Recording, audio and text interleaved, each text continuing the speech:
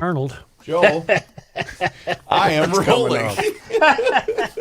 What's coming up on the Krabby Coffee Show? I accidentally cut my leg off yesterday. Anyway, Anywho's. call Josh Arnold. I'm rolling, bro. Josh Arnold, investment consultant, brings you Garage Logic podcast number 1678, December 11th, 2025. 56 degrees, the record high. That was in 1913. 14 below in 1972. And get this, and I don't remember it, 16.3 inches of snow on this day in 2010. Did anybody remember that? That's a lot of snow. I think that was 15 years ago. That's a long time ago, Joe. 2010. You don't remember that? No. Call Josh Arnold at Oh, 9. wait, yes. You know why? I don't remember. That's when the roof collapsed at the Metrodome. Oh, for Pete's sake. Call Josh Arnold at 952-925-5608 for a free 48-minute consultation. Hail the flashlight king. And now, from the mayor's office above the boathouse on the east shore of Spoon Lake, it's Garage Logic with Chris Reavers manning Technology Corner, Kenny Olson from the Krabby Coffee Shop, John Haidt in the newsroom, and of course, the Rookie. Here is your flashlight king, fireworks commissioner, and the keeper of common sense, your mayor, Joe Souchere. Joe, Yeah. on the morning of December 12th, 2010, the Metrodome this roof. is the 10th. Oh, I'm sorry. This It's is the 11th. Yeah. It caved in under pressure from heavy snow, and the Vikings game against the New York Giants eventually was moved to Detroit because of the 17 inches of snow on December 11th. Yeah. I do. 2010. No, well, now when you put it in dome collapse context, I do remember it. That video is so Yeah. great. Just watch it go. Is that the one where we saw it in the darkened stadium and all of a sudden, Well, because remember, Fox had the stationary camera Yeah. set up overnight, and you just see the thing going.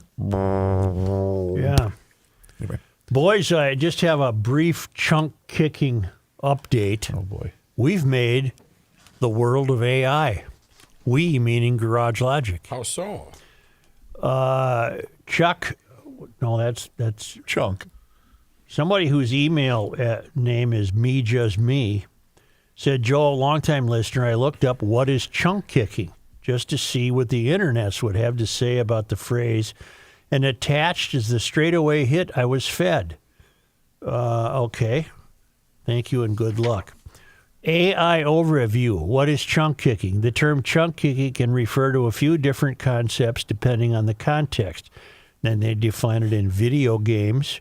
A chunk kick is an exploit or error where a player is consistently disconnected from a server.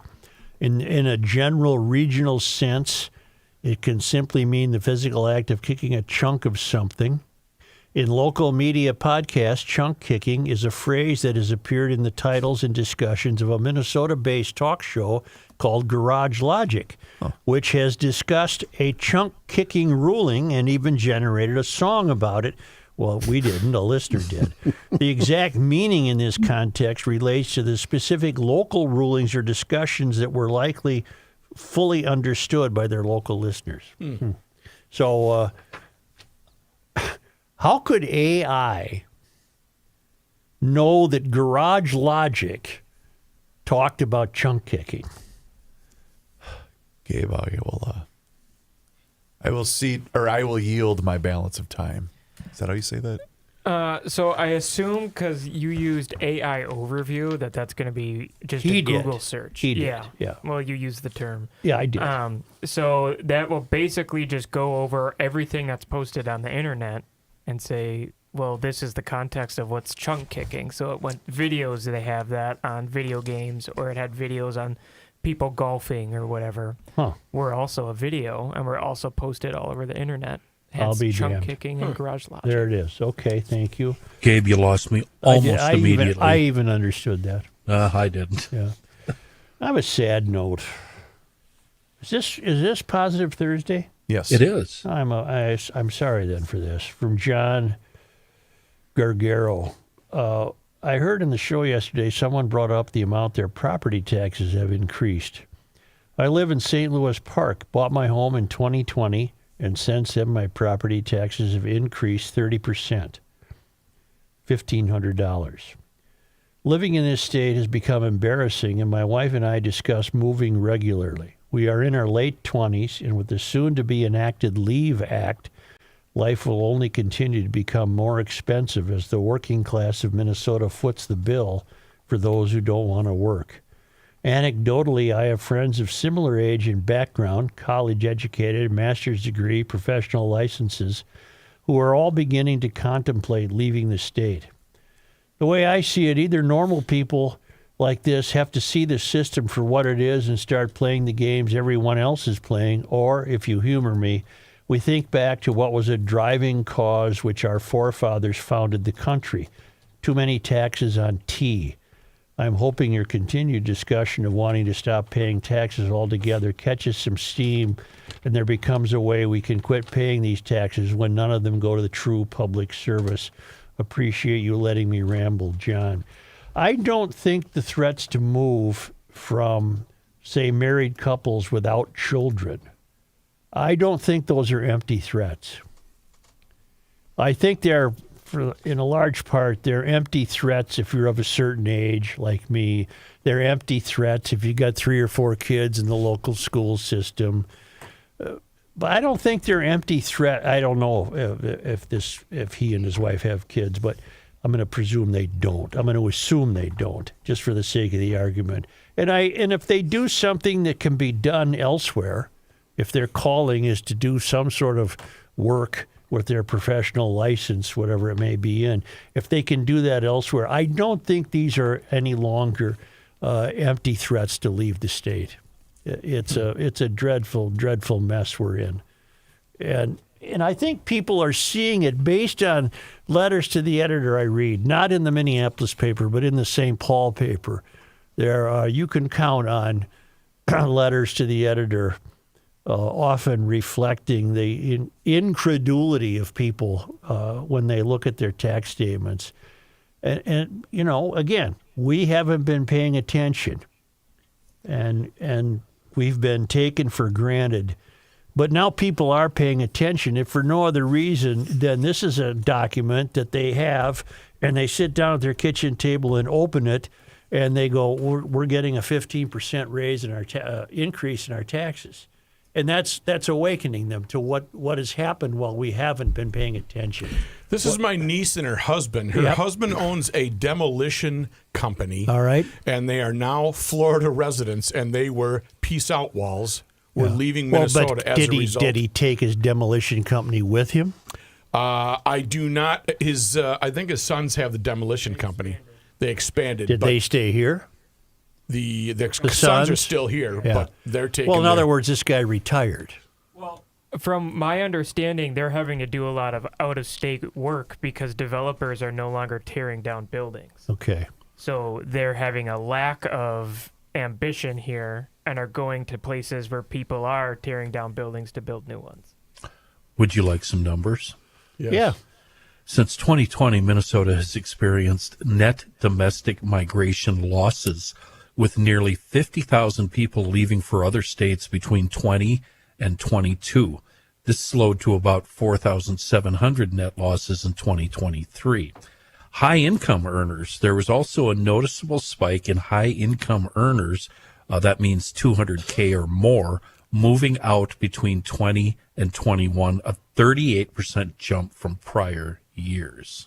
This was Garofalo's big deal, was net migration. It was, yes. See, it's too late for me, so I don't even bother threatening because I'm not leaving. It's just too late. I am so emotionally tied to where I'm at right now. We got here in 1883. I'm on family property. Hey, I go back to a sod hut, okay?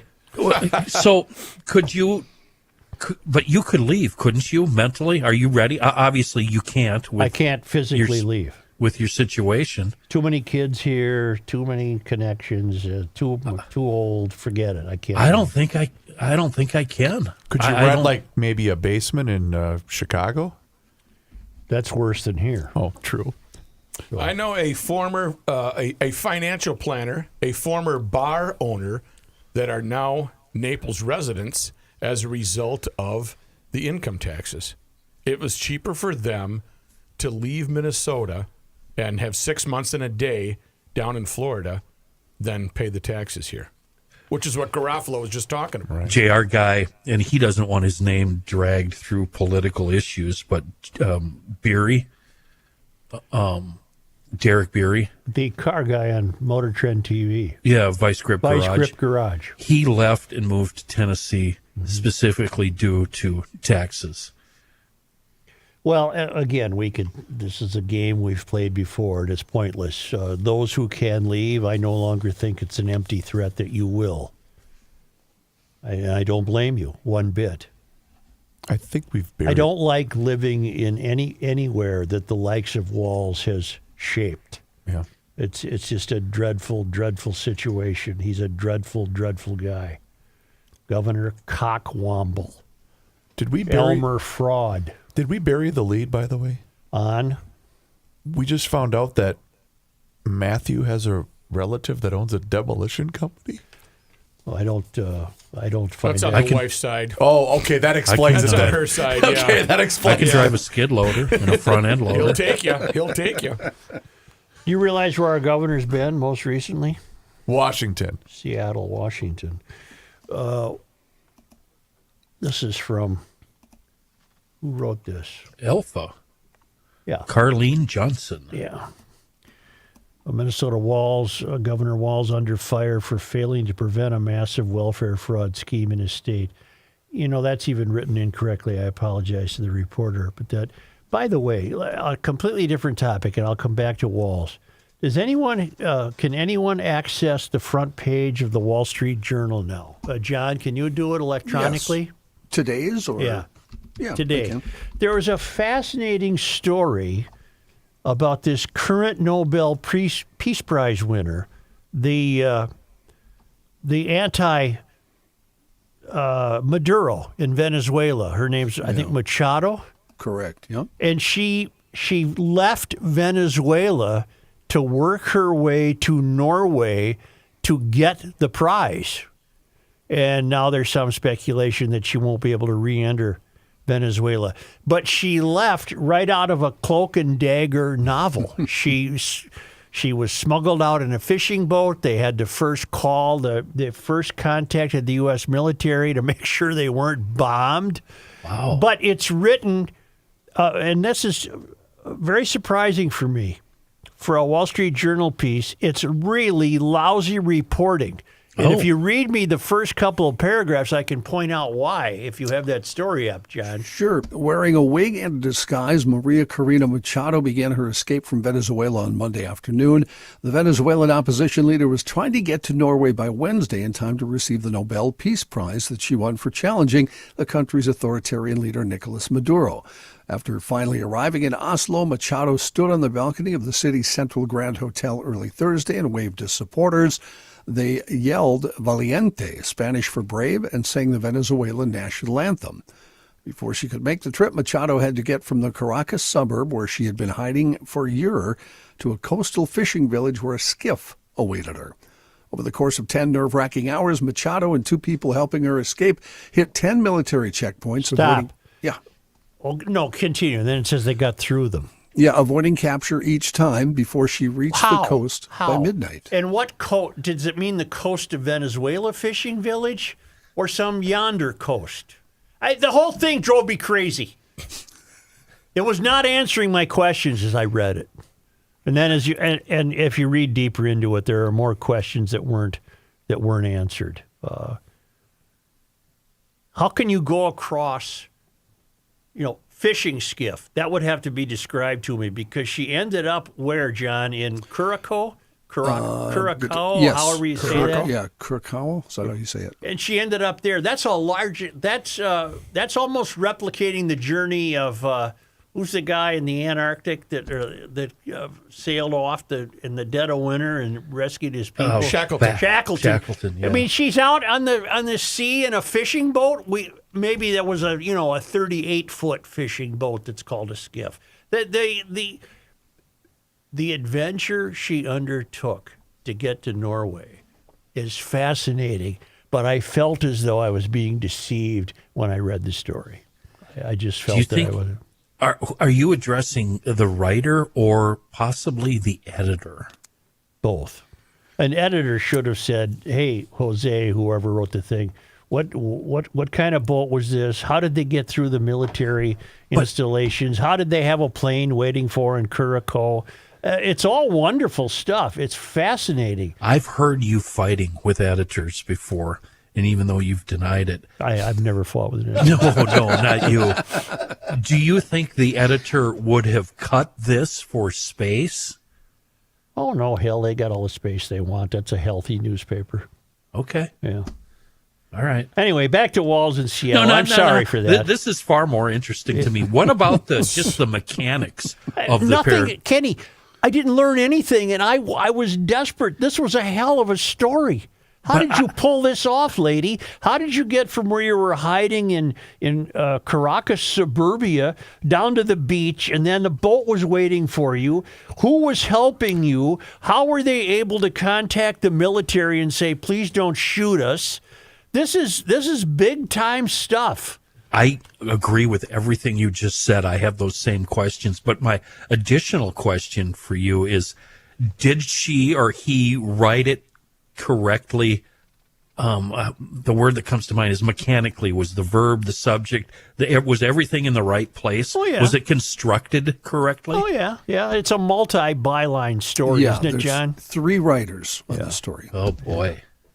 And I just think it's just me being nitpicking when I read newspapers that there was so much more they could have done with this story.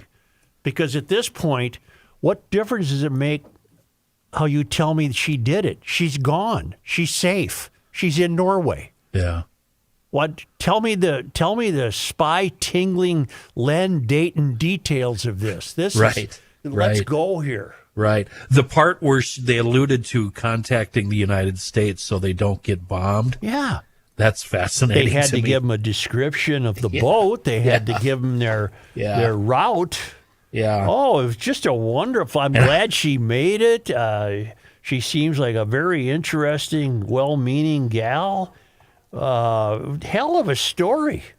Now the speculation, as I said, is can she return to Venezuela to continue her counter attack against Maduro? If he you might would've- have people waiting to shoot her. Joe, if Joe's you would my have told the 16-year-old Kenny that there'd come a day when he'd be fascinated by the writing process and how a sentence and a paragraph is constructed, I would have cut off my right arm and said, no way. May I interject one more thing here? Yes.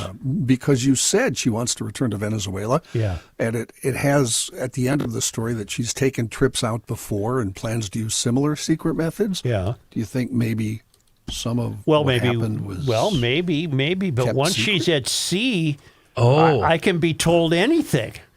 But you see but what the John next is time- saying. No, I do. Yeah. I do. Yeah. The next time, if she wants to do it, then... I suppose, John. the other Why folks would you are go going, back, though? This is like a Russian journalist going back to Russia, and then all of a sudden he falls out of a plane at 40,000 feet. You And know what is I mean? presumed dead. Yeah. Why would you go back? Why would you tempt fate? That's the greatest way to know whether to use presume or assume. What? Presume means you're relatively certain about something. He fell out of an airplane at 40,000 feet and is presumed dead. Okay. He's not assumed dead because you pretty much know he's dead. Got it. He's presumed dead. She went shopping. I assume she went to buy a scarf because you have no bleeping No idea. clue. What Rookie, it I is. can help you understand. It's the same way when Royce interviewed former Green Bay Packers head coach Ray Rhodes when he was certain. Certain. Exactly. Can I know tell the you meaning of something? Can certain. I tell you something? Certain. Can I tell you something? You should. I We wanna didn't tell get you- far on that Walls story, did I'm we? coming right back to it after this. Don't touch away. that radio dial, G. No, I'm sorry, but what we just talked about is far more interesting to me. It's a podcast dial, Chris. It was just an expression. I don't care. Okay, sorry. I don't care. I hope your garage door's working great. Please. We'll be certain Precision will be there Yes. on Let time. me tell you something. I have I news for you. presume. I have news for you. I have assume. news. That door is going to be going up and down frequently because you got to get rid of the garage crud. You got to get that outside with your with your, don't tell me that thing. Scraper. Come on, you can do it. No, squeegee, The slush squeegee, buster. squeegee. And then you get your K-rate, shovel and get man. rid of that, and it's going to be going up and down. I hope your garage door works. If you need a new door, call Precision Garage Door. Models for every budget. They send out a designer that's free of charge. The GLers right now get $100 off on a single door, $200 off on a double door. Just as importantly, if you like your garage door, but you've been using it so much to get rid of that crud that assembles in your garage, and you think she's acting a little strange, get a Noisy Door tune-up special for $149. They'll do a diagnostic check and a 25-point safety inspection. So book online at Precision Door MN, one word, precisiondoormn.com, or call Precision Door at 612-6985 to schedule your free on-site new door estimate or to book a Precision Door Noisy Door tune-up special.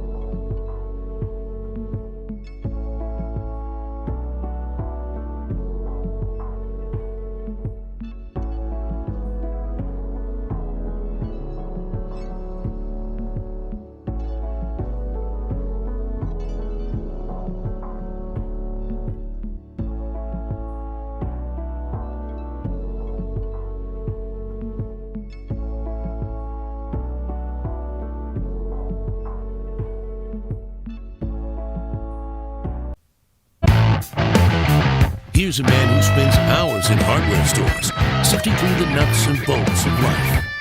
Joe Souchere. Blue cheer on the Garage Logic podcast. Skinner.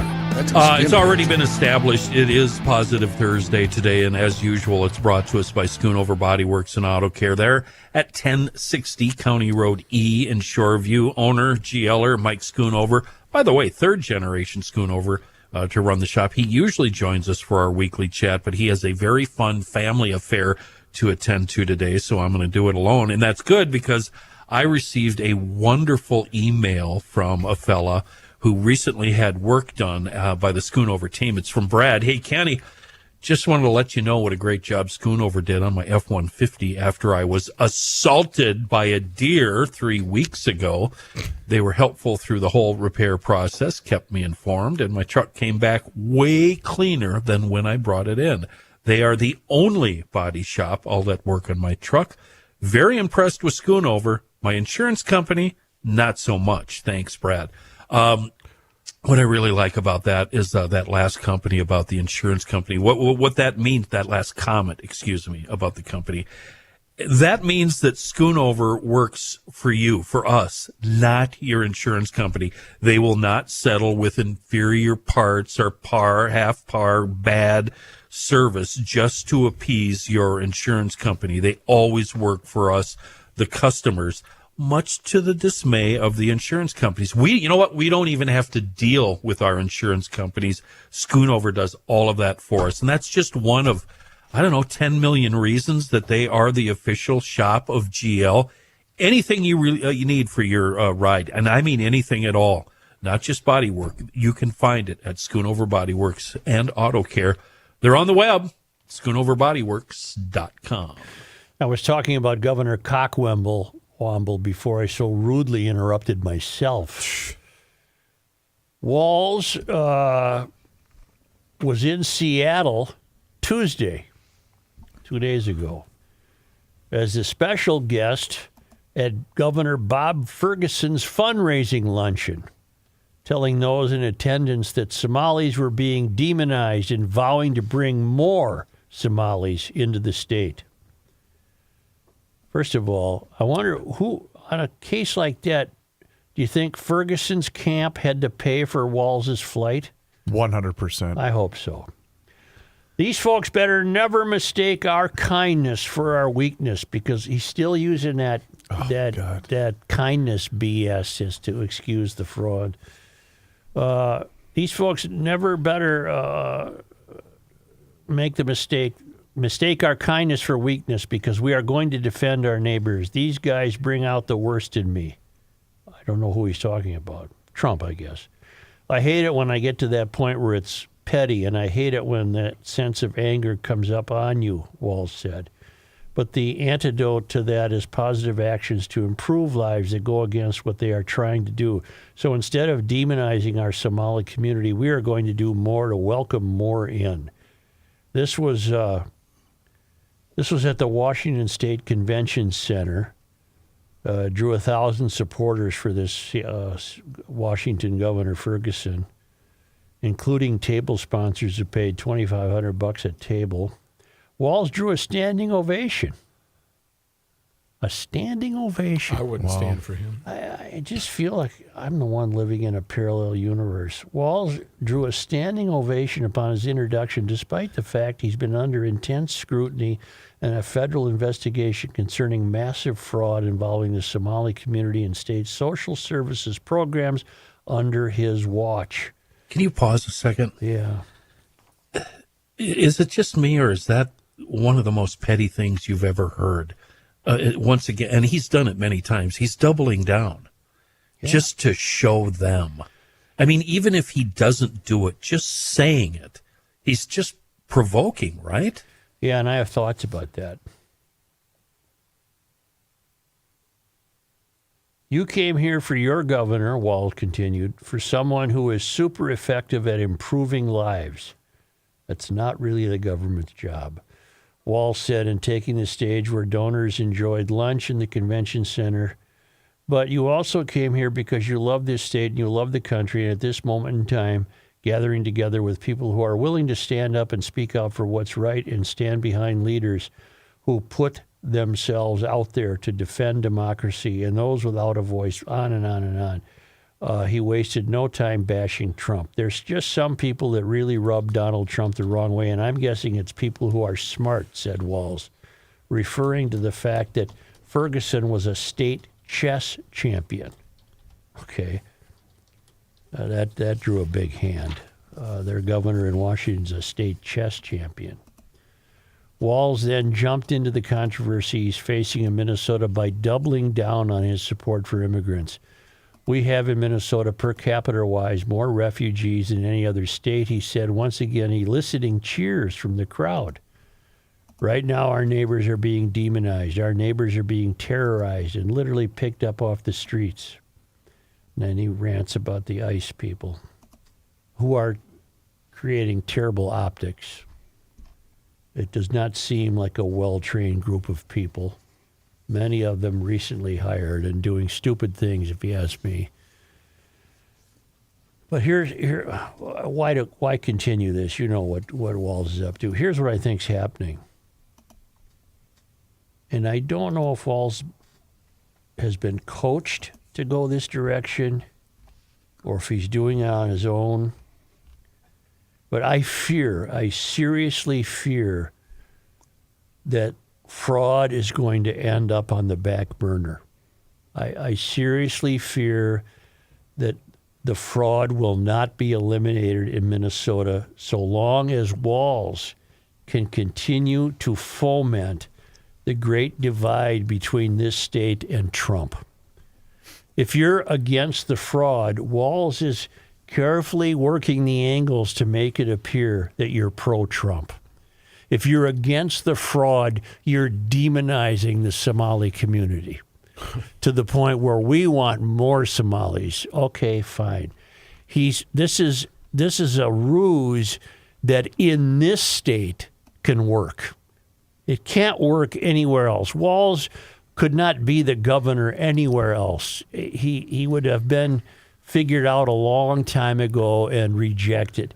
In this state, where people have not been paying attention until they're getting their property tax statements, Walz is successful in his planting the idea that the fraud, he'll get to the point where he's going to blame the fraud on Trump.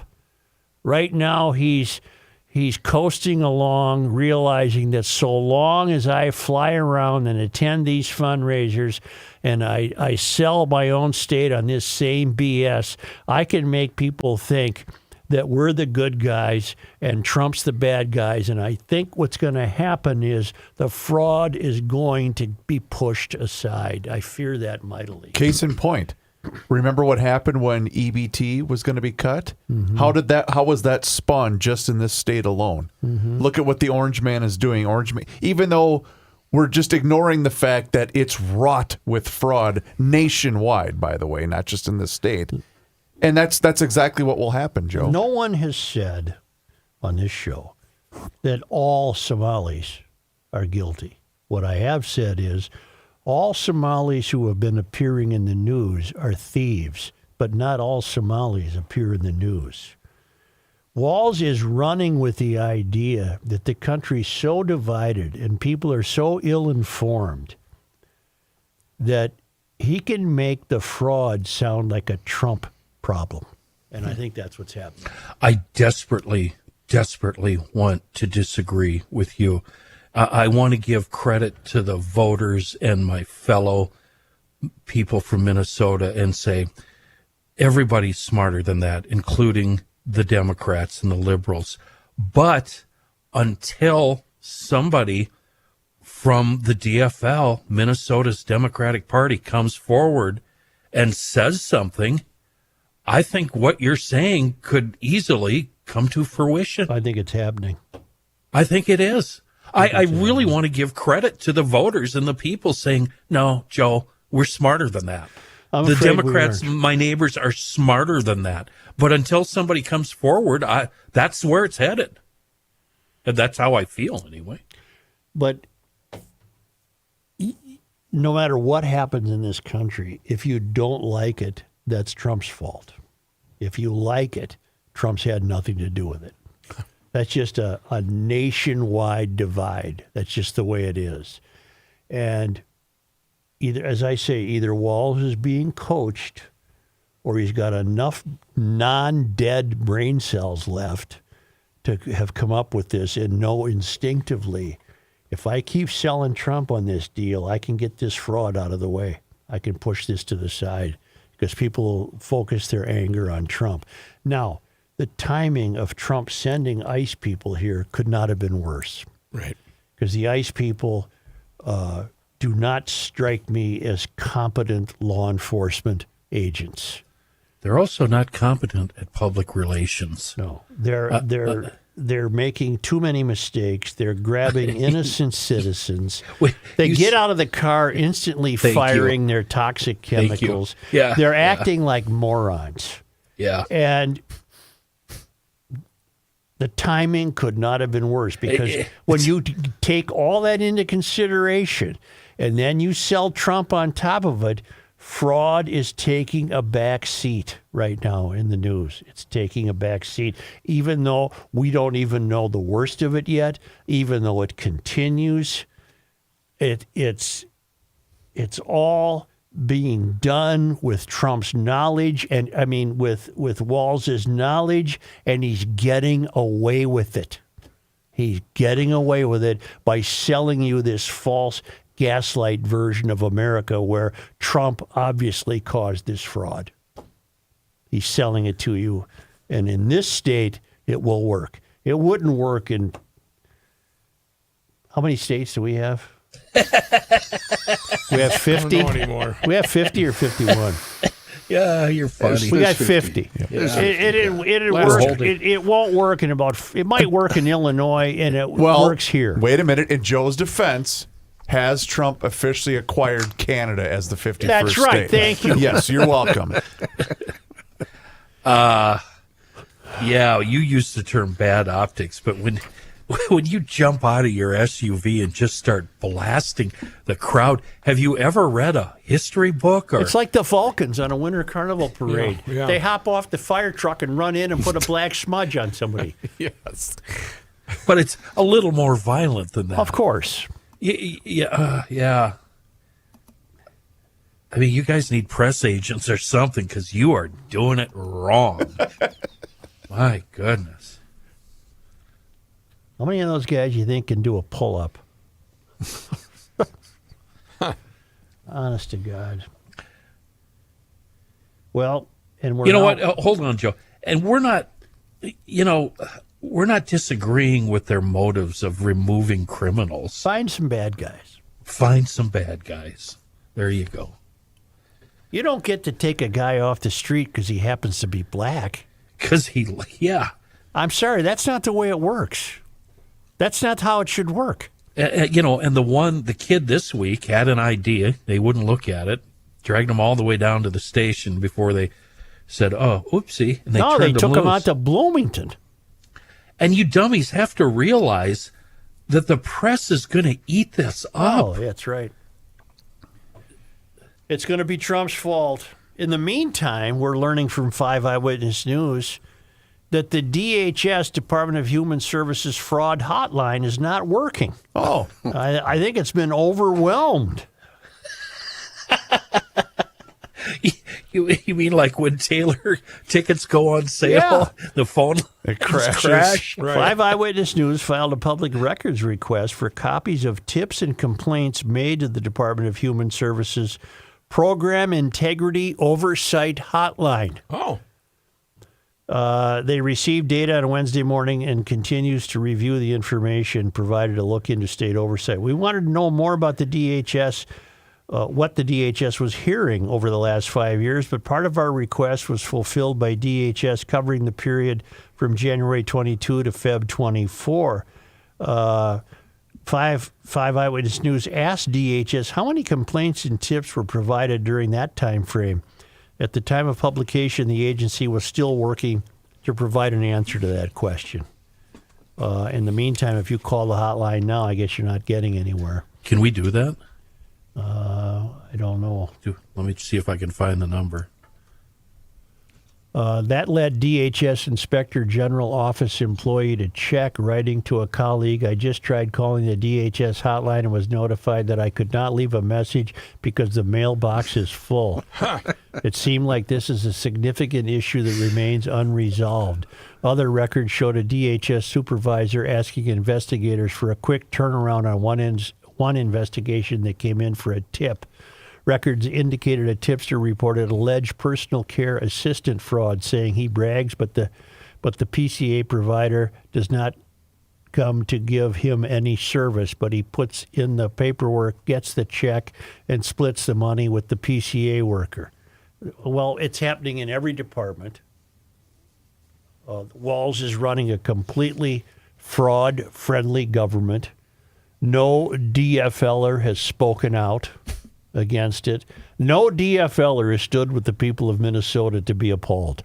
Not one that I'm aware of. Not one. That's a good way of putting it. You know- Stood with us. Do you know how weird my mind works just based upon what I'm you were afraid saying I earlier? do. Yeah. When you said fraud-friendly government, I could see that as a campaign slogan. Oh, yeah.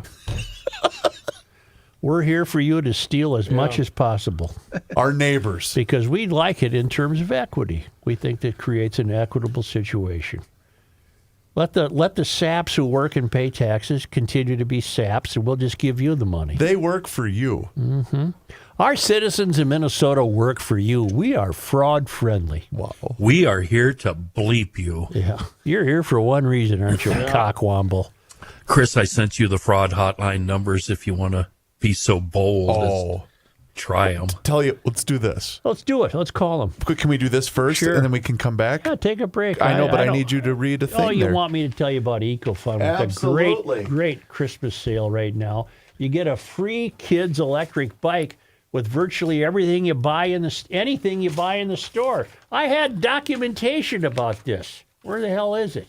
It's right here. It's right there. It's right here. Free 16-inch electric bike for kids. That's an $800 value with the purchase of any e-bike, ATV, youth ATV, dirt bike, golf cart, wave runner, motorcycle, or scooter purchased. Step through electric bikes, $18.99 on sale for $8.99. Plus, you get the free e-bike for the kids. ATV with 50-inch snowplow on sale for $58.99. Plus, you qualify for the bike for the kids. Come on. Yamaha generators in stock at both stores, Forest Lake and Burnsville. I'll tell you where those stores are in a moment. Those are on sale for as low as $9.99 for a pull start and $10.99 for the electric start model. Those are EF 3000 watt Yamaha generators.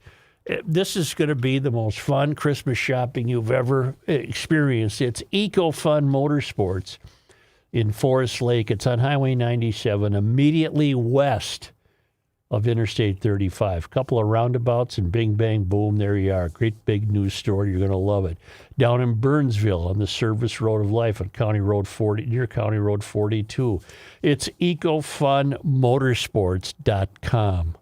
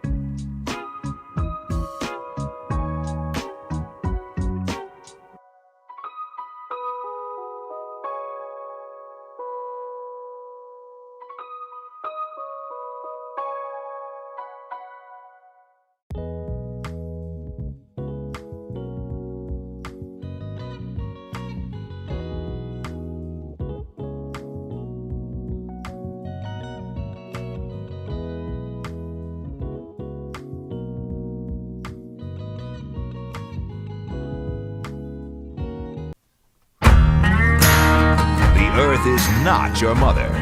The Joe Souchere Show. How many of us are being compromised right now? I know I am, because you want to know why? On account of you want to know why? Because I'm on the internet. Every time we log on to the internet, we're compromised by unregulated, greasy shysters that are making money on our backs. They're doing that by selling our information, addresses, sensitive personal financial information, even our social security numbers. They collect it, then they publish it, then they profit from it. And then they set all of us up for scams and identity theft. The way to stop it is Incogni. Think of them as our security posse. They're out fighting for us. You give them the go-ahead, and they're going to get busy. They get to work automatically fighting hundreds of data brokers. And this isn't just once. It's ongoing. They keep at it, monitoring your information, because your data reappears every single time you log on the internet, and we're all on the internet all day long. Incogni guards our sensitive information like a vault, a high security vault. Now, when you sign up, I want you to get the Family Unlimited plan. That includes custom removals, and that means when you find a strange link tied with your name, you send Incogni that URL, and their experts get to work right now, and we'll take it down. Secure your digital life right now. Take your personal data back with Incogni. Use code GarageLogic, and that gets you 60% off an annual plan. Go to incogni.com/GarageLogic. Again, use that code GarageLogic. Get 60% off an annual plan at incogni.com/GarageLogic. Right before we get to John, we're going to call the Department of Human Services fraud hotline. It's feeling pretty fraudy out. And we're going to, I have a tip for them. So if we could hear them here. Thank you for calling the MN Department of Human Services provider and recipient tip or referral line. I have a tip. Your tips and referrals are incredibly valuable, and we appreciate your efforts to help us stop fraud and abuse. And my tip might be worth $1 Please billion. provide as much information about your tip or referral as possible. All right. Include names of organizations and persons involved, Oh, I dates will. of any specific instances, and as much information about the incident or activity as possible. Yes, I will. While you can remain anonymous, we request you provide your name and contact I'm information. going to tell you who I am. If you don't provide your contact information, DHS may not be able to investigate your concerns or get all the information needed to complete an investigation. Every provider or recipient report we receive is important and will be reviewed by the Office of Inspector General. However, not every submission tip will turn into an investigation. Due to the volume of tips and referrals, it is not possible to contact every complainant. Please leave a message after the tone. When you have finished, please hang up. Maybe your voice box would have room in it if you didn't have a 10-minute introduction. This is Joe Souchere from the podcast known as Garage Logic, and I got a good tip for you. Have you ever gone to the governor's office and grilled him? That tip might be worth $1 billion, $2 billion, $3 billion. We don't even know yet. You can get a hold of me at GarageLogic.com. Thank you. Stop calling and asking. All right. Here's John Haidt in his newsroom. Thank you, Joe. This news is brought to you Good job, by Bear. North American Banking Company. No fraud associated with Bilski and Company. Minneapolis police are investigating 2 homicides that happened less than an hour apart last night. A spokesperson for Minneapolis police confirmed a man was killed around 9:26 p.m. on the 2900 block of Emerson Avenue North, and about 9:52 a woman was killed in the 800 block of Franklin Avenue East. No arrests have been made in either case as of this morning.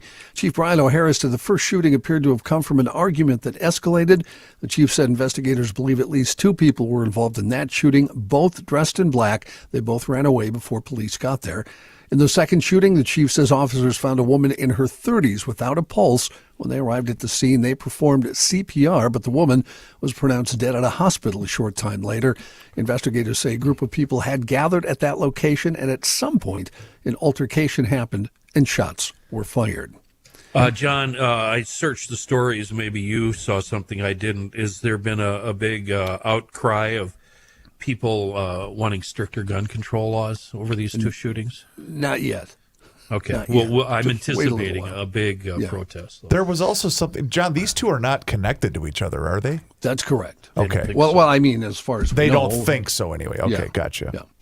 Hours after that, a Minneapolis police officer shot at an armed man accused of assaulting his neighbor. Police say the officer's shots didn't hit the suspect, who was later arrested. No injuries reported. This all happened about 12:30 this morning. Man called 911, said someone had just pointed a gun at the caller's mother, according to Chief O'Hara. The caller and his mom went outside, heard a gun rack, presuming it was the same suspect, the woman's neighbor. Police got at the scene near 5th Avenue South and East Lake Street about 5 minutes after the 911 call. They began investigating. As they went to make contact with the neighbor, O'Hara says he came out of his apartment holding a gun. Officers told him to drop the weapon. He didn't listen, did not drop the gun, and an officer fired 2 gunshots. O'Hara said nobody was hurt by the gunshots. The suspect was quickly taken into custody. He's been booked on suspicion of assault. The chief said it's believed the man was intoxicated at the time. Speaking of Minneapolis, Star Tribune reporting the city council, a follow-up to a story we had yesterday, did overwhelmingly approve the nearly $46,000 pay raise for the city's mayor next year and a smaller raise for themselves 2 years from now. The measure now awaits the signature of Mayor Jacob Fry. Those raises were pitched by the city clerk's office. Wait a after minute. They get to Yes, approve sir. their own raise? That's correct. Yes. And What and a the guy gig. and the guy who signs off on it, the mayor, gets the biggest raise. So Man, the that's a raises- good club to be a part of. Anybody here received a $46,000 raise recently? I have not. I received a $46,000 pay cut. The raises were pitched by the city clerk's office after a 2023 survey found the Minneapolis mayor's salary was lagged behind peers of comparable cities, including St. Paul. Council members, though, they make more money than their peers in 9 comparable cities. Under this new plan approved by the 11-to-1 vote, council members' salaries would go up in 2028 during the last 2 years of their 4-year terms. Those raises would be based on the average cost of living adjustment paid to the city's collective bargaining units. Voting against it was council member Jason Chavez. And I guess it should be noted, council member Jeremiah Ellison was absent. Yeah, he's at Harvard, John. He's a double fellow. dipping. He's a fellow at Harvard. Don't you get to, submit a vote from, out of state? No, You don't get to do that. Not for money. You have to be present. I don't know anything about It's that. like winning a raffle at a county fair. You got to be present to win. And the wonderful irony is that they're all up in arms about the overtime the Minneapolis Police Department has charged. God, that's a great point. A police department they vilified. That they destroyed. Yeah. Some stuff you alluded to earlier in the show, Joe. A couple of ICE incidents that are actually making national news. A couple incidents that happened here in the Twin Cities. A 20-year-old Minneapolis resident joined by Mayor Jacob Fry and Police Chief Brian O'Hara detailed what he called an erroneous arrest by ICE. The man is a U.S. citizen. His name, Mubashir, was on lunch break from his job when ICE agents arrived to arrest him. According to Mubashir, he was slammed to the ground and put into a chokehold. He said, "I told them I'm a U.S. citizen." They didn't seem to care. He said the agent never identified himself as an ICE agent. The agent put Mushabir into a squad where he said ICE needed to verify that he was a citizen, and after several failed attempts to scan his face and fingerprints, they took him to the detention center at the Bishop Henry Whipple Federal Building. At one point, a man approached the squad with a copy of Mubashir's passport, but the ICE agent said that Mubashir would still be detained. Mubashir said he requested water and medical assistance, but was denied water and told there weren't any medical personnel there. Finally, he was given his phone to pull up his identification, was let go after agents scanned his fingerprints. These guys are buffoons. I'm sorry. This isn't working. This is not working. And you are going to contribute to fraud being put aside in this state. Mayor Fry called out the ICE agents involved in the violence and unwillingness to believe that Mushabir is a citizen. The chief added city leaders don't object to lawful arrest, but hope that the arrest can be well planned for the safety of everyone involved. Meanwhile, a North Minneapolis woman, a U.S. citizen, was arrested early Tuesday as she tried to observe immigration and custom enforcement agents detain a few of her neighbors. 55-year-old Susan Tincher says that she received an alert of ICE activity around 6:30 in the morning. She then walked over to a home in the Willard Hay neighborhood and approached an officer at a distance. She said the officer ordered her to get back. She said she refused and was quickly surrounded and thrown to the ground and handcuffed. An ICE spokesperson says Tincher was arrested after she, quote, assaulted a federal agent, tried to break through a security perimeter set up for public safety, ignored lawful commands, and became violent. Other observers at the scene got Tincher's name to ensure her husband was notified of her arrest. She was released from custody at Bishop Henry Whipple Federal Building about 6 hours later. She says she was told she would be charged with obstruction. This moron left the house fully intending to get arrested. I saw her on the news. Yeah, and she got what she deserved. Mm-hmm. We'll have some federal. We'll have federal. We'll have national and international federal news. Just a minute. Well, at this point. Anyway, let's first tell you about Aura Frames. Christmas. Would you like to introduce time. yourself, John? Hi, that's right. Let me throw it to John. Thank you. Okay. Well, thanks, John. I appreciate that. I want to tell you about Aura Frames because Christmas, you know what? Christmas is only 2 weeks away from today, isn't it? Yeah, and I'm getting 2 nervous. weeks from today. You'll get it, John. I ordered the damn Aura. Where is it? Joe's already ordered one of these. There he goes, Kenny. See, you know what? The she's demand talking is about, probably Kenny. that high. Yep. Aura Frames, A-U-R-A, and it's tough sometimes to, find that special gift. Let's call it a special gift. Aura is the perfect answer. I've had one, I don't know, maybe 3 months, and I couldn't enjoy it anymore. You just load all your pictures into it. Videos, too. It comes with sound, so you can, I can sit and play guitar if I want and watch myself, which would be weird. But you can do that if you'd like to. We have about 800 different pictures and videos on ours. About 400 of those, incidentally, I've noticed recently, are of Larry, our pug. But, what are you going to do? For a limited time, save on the perfect gift by visiting auraframes.com to get $35 off Aura's best-selling... Why did it? That was for the pug. Right. Oh, the pug, Larry? Yeah. Oh, Larry loves you, Joel. Mm-hmm. For a limited time, save on the perfect gift by visiting auraframes.com to get $35 off Aura's best-selling Carver mat frames, which have been named #1 by Wirecutter. To get you $35 off, use promo code GL at checkout. That's auraframes.com, promo code GL. The deal is exclusive to listeners, and frames sell out fast, so order yours now to get it in time for the holidays. Support the show by mentioning us at checkout. Terms and conditions apply. Aura Frames.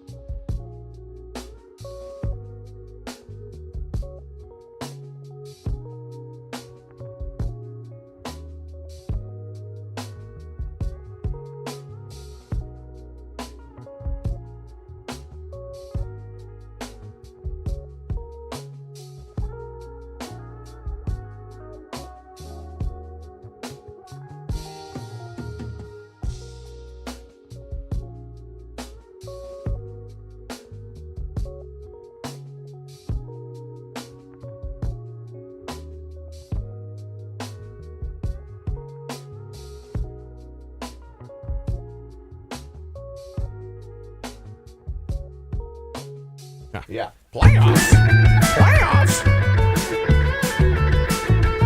You cannot stop him. He'll just make a move. Joe Souchere. Hofferman Water and Connecticut are here for you. They know you're going to be entertaining this time of the year, and now is a great time to get on that schedule and have Hofferman Water come out for that free water analysis. Yeah, I use the word free, but you got to get on that schedule. That's your first step. You do that one of two ways. Call them directly at 612-895-2440 or book your appointment online at HoffermanWater.com. And as long as you're on that website, you can see every single different water treatment system that they have to offer. Maybe it's a water softener. Maybe it's an iron rust and odor filtration system or a brand new drinking water system. Any one of those will make an amazing difference in the quality of your water. So they'll come out for that water test analysis, and they're going to give you this thing that's called a water score. And then based upon that water score, they're going to give you recommendations on how they can upgrade the quality of your water. And that's because bad water can affect almost every aspect of your home. It's going to wreck your appliances. Don't do that. Call Hofferman Water and Connecticut. They are the best. They have done that for me. They will do that for you. 612-895-2440 or visit HoffermanWater.com. Hofferman Water has been proudly serving the state of Minnesota for over 50 years. Please do me a favor and mention that you heard about them here on the Garage Logic podcast. Johnny? John, may I have a moment of your time? Sure. I have a make a move observation. Remember, the original concept of making a move in GL is just keep moving. It's a Garage Logic principle of life that moving, even if it takes you out of your way, is better than just sitting. Idle. Here's what I found. I have found during the height of a snowfall, not today necessarily, but what day is this, Thursday? Yep. Tuesday and Wednesday, I found myself making moves to take myself out of harm's way in the event an inattentive driver might have banged into me. I found myself, to keep moving, I would avoid certain intersections or whatever, knowing that I didn't want to get slid into. That was my make a move. Can I share with you one? Because I almost experienced the same thing. Yeah. So I left here yesterday, took 94 to Lexington, took Lexington southbound, tried to get toward Ide Mill Road. Okay? Yeah. And some guy passed, and he was in a small Nissan sedan. And he went through a bunch of people on Lex and then took a right once we got south of, that's McAllister, right? What school is right there? McAllister. McAllister. Yeah. But McAllister's nowhere near Lexington. Well, what's the school that's right off Lex? Whatever it is. St. Luke's? Thank you. Whatever school is right there. He took a right, buried himself right into a street that hadn't been plowed. It was fantastic. That's all I had. My make a move sometimes are unnecessary, but are done out of precaution. So are you saying, let's say you're traveling southbound on any random road approaching Ford Parkway. Before you get to Ford Parkway, you'll hang a left and go through a more gentle intersection? Yeah, I might. Yeah. That's I applaud that. Yeah. That's slick there, city boy. Yeah, thank you. Here's Did we John. go with it, by the way? We're going back to John. now. Hashtag it'll melt, or are we taking good care of the streets in St. There's Paul? been a plow or two out. Okay. It's all right. Yeah. I think I remember doing that. That's how I would always avoid 42nd and Cedar, 38th and Cedar. Yeah. You always take one of the less traveled cross streets. Yeah. Yeah, absolutely, Joe. In national and It's the first good thing international- you've said all day. Right, I know. Thank you. Thank you. Wow. National international news. The Federal Reserve announcing a 0.25 percentage point cut in benchmark rates yesterday. That brings the range to between 3.5% and 3.75%. The decision was unusually split, with the Federal Open Market Committee voting 9-3 for the board's third rate cut this year. Two members voted against the reduction, citing stubborn inflation. A third sought a larger half-point cut amid concerns of a slowing jobs market. The board signaled rates would likely remain unchanged for the coming months. President Trump said the U.S. has seized an oil tanker off the coast of Venezuela, latest escalation in what has become an increasingly tense relationship between the two countries. The president said, "We've just seized a tanker on the coast of Venezuela, a large tanker, very large, and other things are happening." Largest ever. Was the largest ever. Tremendous. Actually, and he ended the sentence with actually. I think largest ever, actually. Trump did not provide additional details about the seizure and told reporters they would hear from, quote, the appropriate people about it. Trump said it was seized for what he called a very good reason. Asked what would happen to the oil on the tanker, the president said, I assume we're going to keep the oil. Attorney General Pam Bondi said the FBI, the Pentagon, and the Department of Homeland Security had collaborated to execute the seizure warrant for the tanker, which she said was used to transport sanctioned oil from Venezuela to Iran. Now, did the Coast Guard guys sign up for that? I didn't think that was a Coast Guard operation. Well, they're special forces, so I mean, they were coming down off helicopters. Right. Coast Guard guys. They're supposed to go out and rescue, Mr. Harrigan in his tipped-over sailboat. Are you going to take this from them? You know they've been wanting to do this for a long time. No, you're right. You're right. They signed up for it, right? Yeah, I shouldn't take it from them. And we've brought this up before many times on Garage Logic. It gives them a chance to use the equipment. They get to use stuff. Yeah, cool stuff. And I think the boat was bound for Iran anyway, wasn't it? Yep. All right. That's why it got stopped. The Department of Homeland Security signed a $140 million contract to buy 6 Boeing 737s that the agency will use for deportations. DHS penned the deal with Daedalus Aviation, a Virginia-based company whose leadership also signed a separate nearly $1 billion contract with the agency to support self-deportations. DHS facilitated over 1,700 deportation flights to 77 countries since January, according to analysis. DHS often relies on charter flights to do so, although it had considered buying some planes from Spirit Airlines. That deal reportedly fell through amid concerns that the jets were not functional. DHS aims to facilitate Wait 1 a million. minute. Wait a minute. Yeah. Yeah. I'd hate to be a Spirit Airlines passenger waiting in the terminal and read this on the news. We won't buy your planes because they don't work. I actually tried to find some more info on that, and I couldn't find any. Every story just had that description, so I don't know. We'll get you air. We'll get you there. Yeah. DHS aims to Airline facilitate City. 1 million deportations by the end of President Trump's first year in office. So far, the agency says it's deported more than 579,000 people. You know, I once asked a guy who was very knowledgeable about the airline industry, why in the hell would anyone want to own an airline? You know what the answer is? What'd I tell you? It's fun. I can see that. I can see where it would be fun if they don't crash. You want to come over and work some of the queue lines over there? No, I for don't. IHS? I'm not talking. I'm not talking about your end of it. Okay. Gotcha. Could you even imagine him spending 25 minutes doing that gig? Love to watch him work 20 minutes the queue line with passengers that... Matthew, he's talking about sitting in his plush office with his feet up on the desk, watching his stocks go up. Yeah, peering exactly. Peering through the blinds. Thank you. Open the glass door, peering through the blinds. I got an idea. You know how you've been accused at the airport of being Mr. Undercover Boss and S? I have been accused of that. We should have Joe work the Spirit Airlines counter, issuing out tickets for I a would given just tell afternoon. people I wouldn't fly this airline if I were you.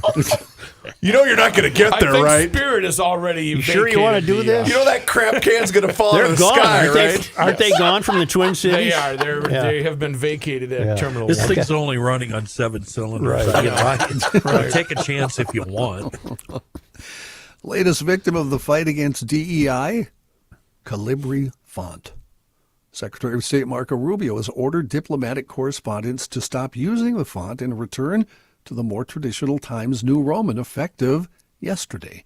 Rubio said the 2023 shift to the Calibri font emerged from misguided diversity, equity, and inclusion policies pursued by his predecessor, Anthony Blinken. I don't understand this, John. Well, it was, I don't know, it was meant to aid readers with disability, like dyslexia as well. It was giant clown type? No, it's just a normal type. Oh. If you see the difference between that and New Times Roman, you kind of go, okay, I don't get the point. All right. It was originally added to help people aid readers with disabilities as well as those using screen readers and other assistive technologies. Oil companies offered $300 million for drilling rights in the Gulf of Mexico yesterday in the first of 30 sales planned for the region under efforts to ramp up U.S. fossil fuel production. The sale came after President Trump's administration recently announced plans to allow new drilling off Florida and California for the first time in decades. John, Scientists... My Google map calls it the Gulf of America. Yeah, John, it's the Gulf of And America. if I Yeah, had John. my choice, it would be Gulf of Trump. It's the Gulf of Mexico, okay? That's all I'm saying. What else can we Gulf of rename? Mexico. Scientists in Great Britain say ancient humans may have learned to make fire far earlier than previously believed after uncovering evidence that deliberate fire setting took place in what is now eastern England about 400,000 years ago. The findings, described in the journal Nature, push back the earliest known date for controlled fire making by about 350,000 years. Until now, the oldest confirmed evidence had come from Neanderthal sites in what is now northern France, dating to about 50,000 years ago. The discovery was made at Barnham, a Paleolithic site in Suffolk that has been evacuated. No, it's been excavated for decades. A team led by the British Museum identified a patch of baked clay, flint hand axes fractured by intense heat, and 2 fragments of iron pyrite, a mineral that produces sparks when struck against flint. Researchers spent 4 years analyzing to rule out natural wildfires from this whole thing. The pattern on the material, they say, is consistent with a constructed hearth rather than a lightning strike. Let me tell you something else. Yeah. What's that big rock formation in Wyoming? I'm having a mental break. Stonehenge. No. The wall? No. I rode my motorcycle around it. Devil's Tower. Devil's Tower. You know what the latest archaeological thought on that is? That's a fossilized tree. No. I'm not kidding.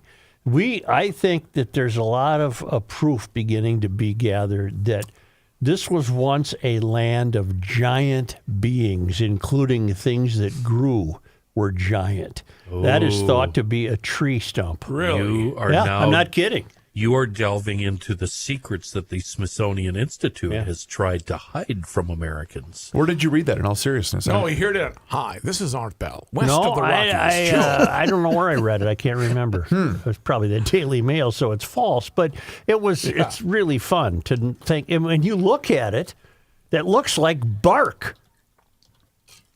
So there. That's what I'm telling you. Tower. Wait. Okay.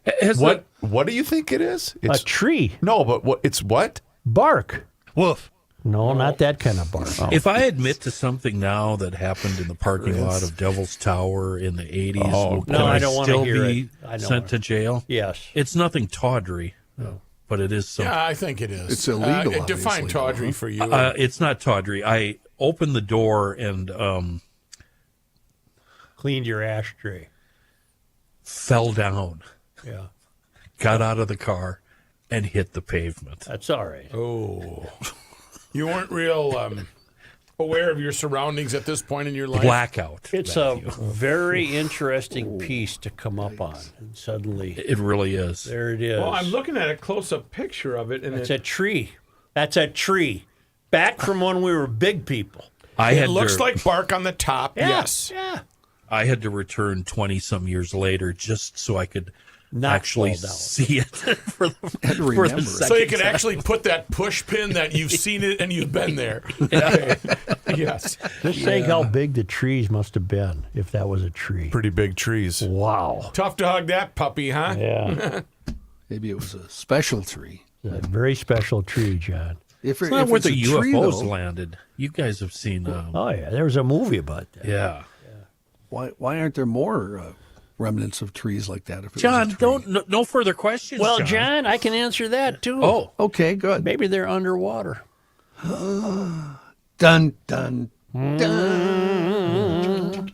Maybe they're in the Mariana Trench. This You know what? causes me for There's a reflection. lot going on out there we don't know anything about. Devil's Tower's a cool name too. It is, It's but a it very looks like cool a name. tree. Right. Right, a big tree. Big Just going magma. back to Thank that you, tree John. thing. Yeah. Yeah, thank you. Thank you, rookie. Let's go. Let's go to the holiday auction. Where is it? It's at garagelogic.com. Keyword auction. The Garage Logic holiday online auction starts this Friday, tomorrow, runs through 8 p.m. Thursday, 12/18. This is for 1 week only. There's thousands of dollars of items that will be up for bids. And you really need to see the entire website to know. EcoFun Motorsports has got several items there. Garage Floor Geeks, a stay at the Intercontinental Hotel at the Minneapolis-St. Paul Airport, the Metropolis Resort. Go to garagelogic.com, enter keyword auction, you register, you view, and you bid, and you start that tomorrow on Friday. It's a great site, and you can just poke around. You can get a lot of your Christmas shopping done right then and there. Where is it? Online at garagelogic.com. The keyword is auction. Register and then save up to 70% for your holiday shopping.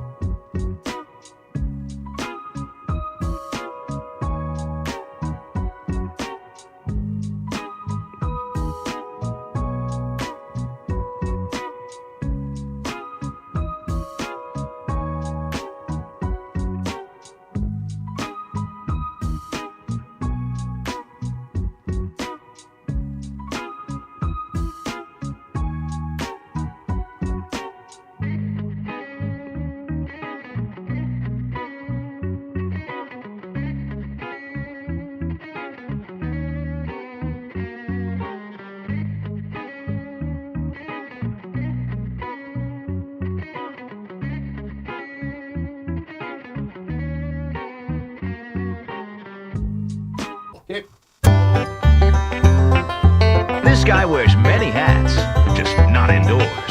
Joe Souchere. It's gift-giving season, and there's no better place to get those gifts than at mastersmaples.com.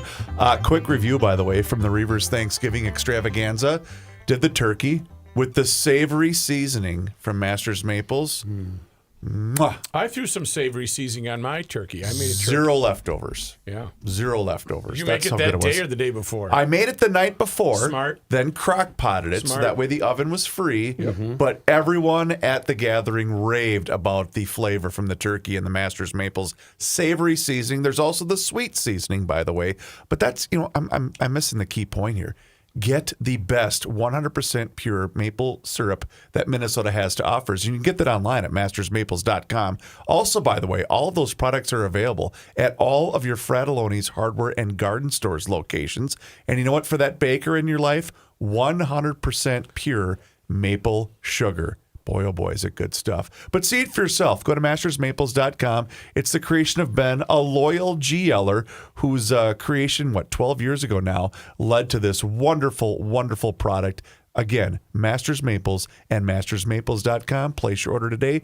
Let them know that you heard about it on the Garage Logic podcast and tell Ben we sent you. Joe? Yesterday, we said that the traveling linemen were in, I pronounce it Cairns, Queensland. Sanibel Jim tells me it's pronounced Cairns. Cairns. Really? Like Yeah. Mr. B. Cans. And the traveling linemen today are cruising southwards on the Coral Sea. Port of call will be Airlie Beach in Queensland, Australia. We're having quite a trip, aren't we? We are. Yeah, I'll say. It's day 46 at sea. Oof. And it's only because of that we do this on this day. 47 days at sea. On this day. Joe, today is December 11th. In 1876, Ada Louise Comstock was born in Moorhead. She became the first dean of women at the University of Minnesota, and then, beginning in 1912, served as dean of Smith College in Northampton, Massachusetts. Although she, in effect, ran the school from 1917 to 1918, she was not given the title of acting president because she was a woman. She became the first president of the American Association of University Women in 1921 and served as president of Radcliffe College from 1923 to 1943. Right here from Moorhead. On this day, December 11. In 1895, on this day, after a sensational trial, Harry T. Hayward was hanged in a Minneapolis jail. Wasn't it hung? Whatever. For the murder of Catherine Ging, owner of a fashionable dressmaking establishment. He had arranged for her to be killed so that he could collect her life insurance Never money. works out that way. Does it really? On this day, December 11. in 1956, the dwellings in Swede Hollow, a St. Paul immigrant neighborhood, were burned after the city health department declared them contaminated. What? The Swede Hollow used to be full of ramshackle homes. Okay, got it now. On this day, December 11. in 1970, Norman E. Borlaug, University of Minnesota alumnus and crop researcher, received the Nobel Peace Prize for his research in hybridizing wheat to increase crop yields. Borlaug is known as the father of the Green Revolution. On this day, Joe, today is December 11. in 1999, St. Paul native Paul Molitor announced his retirement from baseball, having spent his final 3 seasons with the Twins. His career hits numbered more than 3,000, most of them from his years with the Milwaukee Brewers. Didn't he win a batting title when he was like 41? I don't know. On this day, Joe, today is December 11th. in 1999, after 16 months of bitter protest, 4 oak trees sacred to the Metawakan Dakota community of Mendota were cut down to make way for the rerouting of Highway 55 in Minneapolis. On this day in Minnesota's sports disappointment history, Joe, who'd we lose to today? December 11th, on this day in 1927, the Duluth Eskimos played their last game and lost to the Bears 27-14. On this day. That's when football was football. On this day, December 11th. 1981, Minnesota's Scott Ledoux lost the IBF and USBA World Heavyweight title bout to Greg Page. Scotty. And finally, on this day, On December 11th. in 2018, Vikings OC, what's that? Offensive coordinator. Oh, John DeFilippo. Yep. DeFilippo was fired and replaced by Kevin Stefanski. Oh, yeah. Where's Stefanski now? He's the head coach of your Cleveland Browns. That's what I thought. Yeah. Well, Me thank too. you very much, Yellers. Okay. Cleveland. Thank you. Yeah, I went to Cleveland. Hey, please do us a favor if you have not done so already. Hit that, smash that subscribe button on the Garage Logic YouTube channel where you can watch the show each and every single day starting right around noon. It also gives you the ability to comment in real time. Yeah, you just got to look for it in the Garage Logic YouTube channel. And you can also search for us on all of our social media channels. Oh, which tomorrow's the music. Stephen C. and Pat and John and Jillian and the whole deal. Christmas show. It'll be fun. Got It'll be him. festive. Yeah, you can find us on Facebook, Instagram, and X, and also sign up for the Daily Logician. That's an email that comes right to your inbox each and every single day, and it includes the most recent episode of the podcast. Find out more and sign up today at GarageLogic.com.